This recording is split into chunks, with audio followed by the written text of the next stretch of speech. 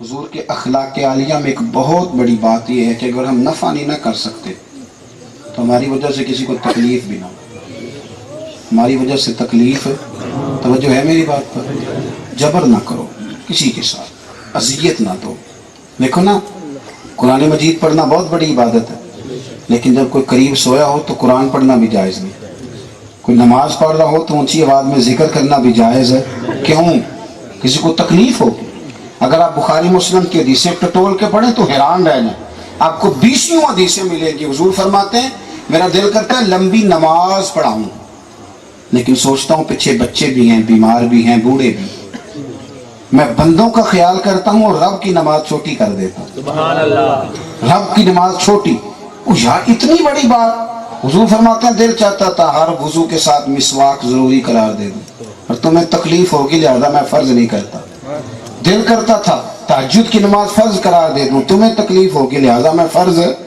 حضرت عائشہ صدیقہ رضی اللہ تعالیٰ عنہ فرماتی ہیں حضور کو 2 چیزوں کا اختیار دیا جاتا تو نبی پاک ان میں سے آسان چیز اختیار کرتے.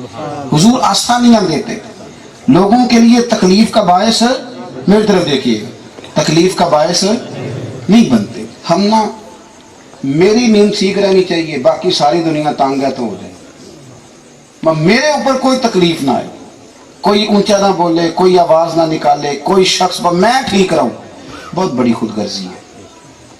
تھوڑی دیر کے لیے دقت ہو بھی جائے تو کیا حل ہے، کسی کو سکون دے. قرآن مجید نے صحابہ کی تعریف کی، کہا وَيُؤْثِرُونَ عَلَىٰ أَنفُسِهِمْ وَلَوْ كَانَ بِهِمْ خَصَاصَةٌ.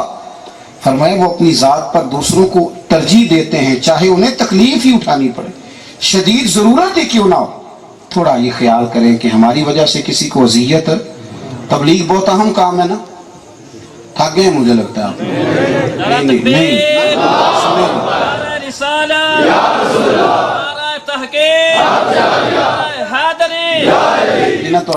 کوئی جواب نہیں دیتا وہ تھکے جے. میں تو بندے گنا سکنا، میری توجہ ہے انہاں بالکل آکیا مارنا بھی تساں تے جواب بھی تساں ہی دے سارے لوگ بیٹھے گے. خوش رکھے، اللہ جزائے خیر دے، اللہ برکت دے. سنیں جی، بات ویسے بھی مکمل ہو گئی، سمیٹ رہا ہوں. اللہ آپ کو ہمیشہ ہنستا مسکراتا رکھے. میرے عزیز یاد رکھیے گا، تبلیغ بڑا اہم کام ہے نا. یہ لاؤڈ سپیکر کی آواز خدا نہ خواستہ مسجد کا پڑوسی کہہ دینا میری اماں بیمار ہے تو کم کر دو، گستاخ ہو گیا. پکی بات. یعنی جس بیچارے کو بسم اللہ شریف کا تلفظ ٹھیک نہیں آتا وہ بھی اس پر فتویٰ جڑ دے گا. وہ ایک شاعر نے کہا تھا کہ جانے کب مار دے کوئی مجھے کافر کر کے، شہر کا شہر مسلمان بنا بیٹھا. اتنی جلدی فتویٰ، اتنی جلدی تیزی، ذرا ٹھہر جاؤ. حضرت عائشہ صدیقہ رضی اللہ تعالیٰ عنہ حضرت عمر کو پیغام بھیجا کہ ایک شخص ہے جو میرے دروازے پہ آ کے اونچی اونچی آواز میں تقریر کرتا ہے، نہ مجھے نفل پڑھنے دیتا ہے نہ تلاوت کرنے دیتا ہے. حضرت عمر نے منع کیا، فرمایا ایک تو بات یہ ہے کہ تم مہربانی کر کسی موقع پر بات کر اور یوں ان کو تکلیف نہ دے. کہنے لگا جی آئندہ نہیں کروں گا. کچھ دنوں کے بعد پھر شروع کر دی دوبارہ. حضرت عائشہ نے پھر پیغام بھیجا کہ حضرت تو پھر شروع ہو گیا. اب جناب عمر ڈنڈا لے کے آئے. کس کے لیے؟ تقریر کرنے والے کے لیے، مبلغ کے لیے، واعظ کے لیے. فرمایا تمہیں نہیں پتا لوگوں کو تکلیف نہیں دینی چاہیے، مزیت میں مبتلا کر رہے ہو. جو شوق سے تمہارے پاس آئے اس سے بات کرو، یا کسی کے گھر جا کے دھیما دین کا پیغام دو. یہ تم شور کرتے ہو، تکلیف دیتے ہو لوگوں کو. جناب عمر نے ڈنڈا توڑ دیا. اذیت نہ دیں، خدا تکلیف نہ دیں. ہمارا مزاج تکلیف دیتا ہے، ہماری طبع تکلیف دیتی. ہم کچھ ایسی باتیں کرتے ہیں جو سہانے روح بن جاتی. کچھ ایسے تانے بہو کو دے دیتے ہیں جو بیچاری کو رات سونے نہیں دیتی. بہو کچھ ایسی باتیں کر دیتی ہے جو ساس اور سسر کو مریض بنا دیتی. خدا اپنی مختصر سی زندگی میں اتنے کانٹے نہ بولو کہ جب ہم دنیا سے جائیں تو کوئی ہمارے لیے دعا بھی نہ کرے. لوگ کہ اچھا ہوا مر گیا. خدا یہ لفظ ہوتے ہیں نا سختی والے کو بھولتے نہیں. ہم 2 منٹ کے لیے اپنا غصہ نکالنے کے لیے جانے کیا کچھ کہہ دیتے. بھائی اذیت نہ دو. حضرت عمر فاروق کا زمانہ تھا تو جناب ابو سفیان مسلمان ہو گئے تھے، کلمہ پڑھتے تھے. تو جناب سیدنا عمر فاروق رضی اللہ تعالیٰ عنہ کہ زمانہ مبارکہ میں حضرت ابو سفیان چونکہ سرکار کی بارگاہ میں حاضر ہو چکے تھے، کلمہ انہوں نے پہلے پڑھ لیا تھا، سردار تھے مکے کے، بلکہ حضور نے انہیں شان بھی دی. اعزاز بھی دیا، فرمایا جو ابو سفیان کے گھر میں پناہ لے گا میں معاف کر دوں گا۔ تو حضرت سیدنا ابو سفیان نے نا اپنے گھر کے اندر سامنے گلی میں کچھ روڑے رکھ کے نا تو اوپر چڑھنے کے لیے کوئی جگہ بنائی، زینہ نہیں بناتے ہم موٹر سائیکل چڑھانے کے لیے بناتے ہیں نا، انہوں نے بھی تھوڑا سا نا وہ بنا لیا۔ اور آپ کو پتہ ہے وہ ہم تو ساری گلی کا رستہ رکتا ہے تو رک جائے، ایمبولینس نہیں گزر سکتی، لیکن چونکہ ہم کہتے ہیں وہ میں نے بھی تو مطلب 5 فٹ جگہ چھوڑی ہوئی ہے نا بھائی، چھوڑ دی تو اب وہ سرکاری ہو گئی، وہ اب آپ کی، تو کیا اگر اپنے لیے چھوڑی تھی تو نہ چھوڑتے؟ انہوں نے بھی تھوڑے روڑے رکھ لیے پتھر گزرنے کے لیے۔ حضرت عمر حج کے موقع پر جب پہنچے تو لوگوں نے شکایت کری، حضور انہوں نے اس طرح کیا۔ اب جناب عمر گئے، ڈاک کے دروازے پہ دستک دی، ابو سفیان آپ نے لوگوں کو تکلیف کیوں دی؟ آپ کو پتہ ہے اس وجہ سے لوگوں کو اذیت ہوتی ہے، تکلیف ہوتی ہے، میں یہ پتھر اٹھوانے لگا ہوں۔ جناب ابو سفیان صحابی تھے نا تو ظرف بہت بڑا تھا، کہنے لگے آپ کیوں اٹھوائیں گے؟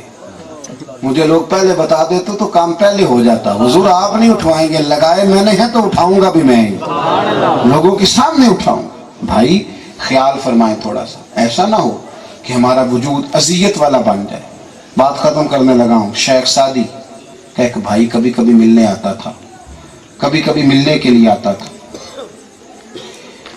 تو وہ آپ سے کہتا تھا کہ مولانا اتنے پڑھے لکھے تھے، کیا کمایا، کیا بنایا آپ نے؟ تو آپ فرماتے تھے جب میرا جنازہ اٹھے گا تب آنا، پھر تمہیں بتاؤں گا کہ کیا بنایا۔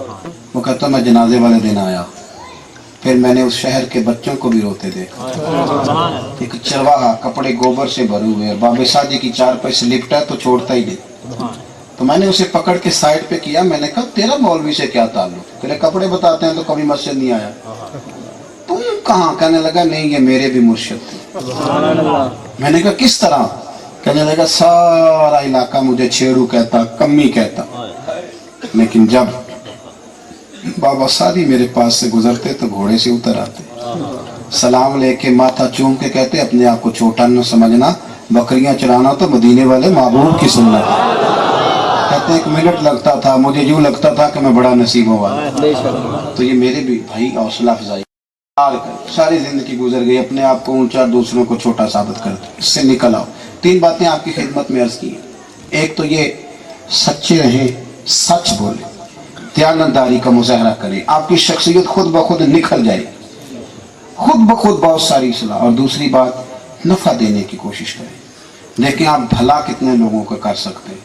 میں تو اس پنجاب کا رہنے والا ہوں جہاں بوڑھی ماں کی خواہش ہوتی تھی کہ میں بچوں کو قرآن پڑھاؤں، شکوہ تھا بعض لوگوں کو کہ صحیح نہیں پڑھتی، پڑھنا صحیح چاہیے، انہیں بھی تلفظ ٹھیک کرنا چاہیے، لیکن وہ پیار سے، شوق سے، ذوق سے پڑھایا جاتا تھا۔ نفع دینے کی کوشش کریں، فائدہ کریں۔ تیسری بات یہ عرض کی تکلیف نہ دیں کسی کو اذیت میں مبتلا نہ کریں، کوئی ایسا لفظ نہ کہیں جس سے لوگوں کو تکلیف ہو۔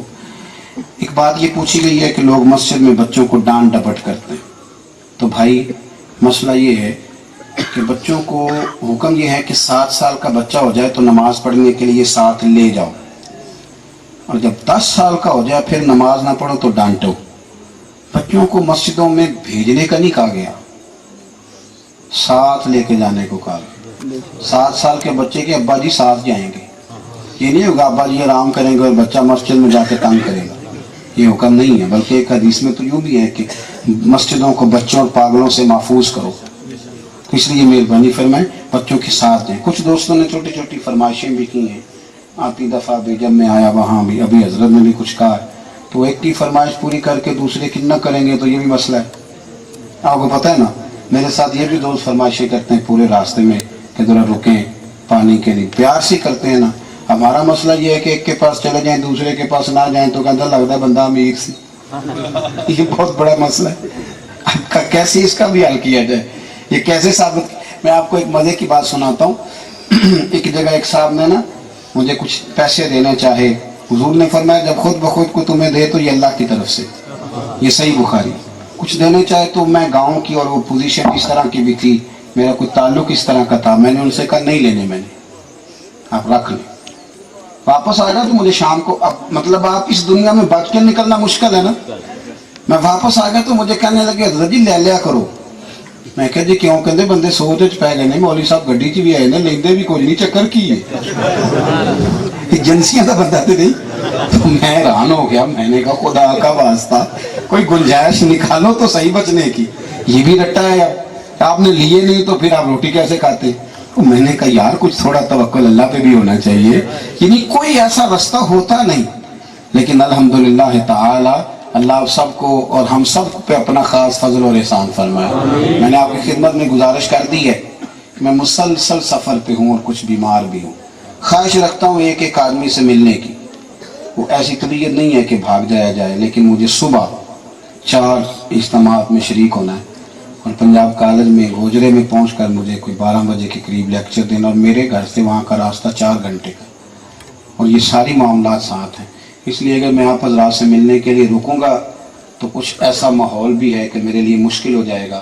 اگر آپ آج بغیر ملے مجھے اجازت دے دیں، ہو سکتا ہے؟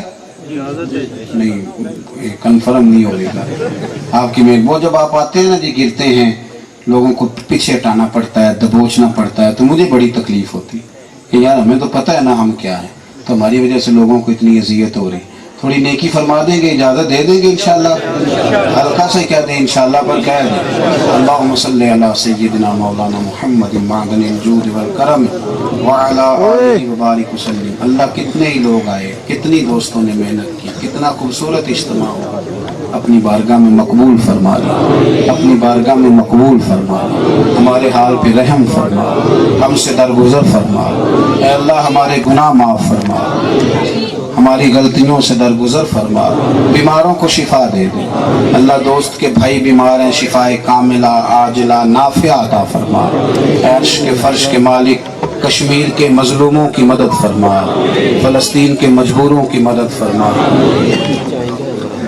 اے اللہ اس گاؤں میں جتنے لوگ دنیا سے گئے سب کی مومن مسلمانوں کی بخشش فرما، سب کے حال پہ رحم فرما۔ اللہ جن دوستوں نے جوانوں نے یہ محنت کی ان کی کوشش قبول فرما، رزق مال جان عزت آبرو میں برکتیں فرما، دین دنیا کی نعمتیں عطا فرما۔ اللہم انا نسألک العفو والعافیۃ فی الدین والدنیا والآخرہ، رب اغفر وارحم وانت خیر الراحمین، وصلی اللہ تعالی علی حبیبہ سیدنا و مولانا محمد۔ السلام علیکم۔